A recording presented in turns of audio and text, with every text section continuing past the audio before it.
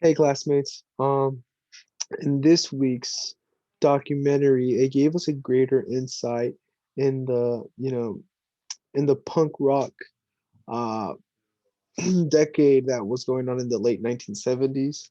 I love the different video clips. It really made me feel like I was there. Like it gave a greater perspective of the people. And one thing that can tie into our lectures, well, for the most, like one of the main points is that it gave us a further insight of what it was like in Brazil.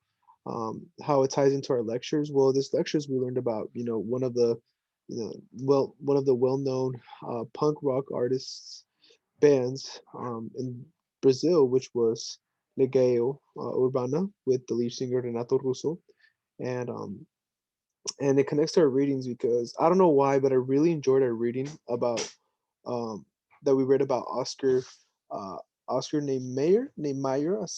I'm butchering his name, but it talks. He's a key figure of the development of modern architecture in Brasilia, and Brasilia in the 1970s, like that's where all the punk, not all, but most of punk artists emerged from, because it was culturally, as the text said, it was culturally isolated from the rest of Brazil. When the rest of Brazil was dancing to disco music, Brasilia already has its punks, as the reading mentioned.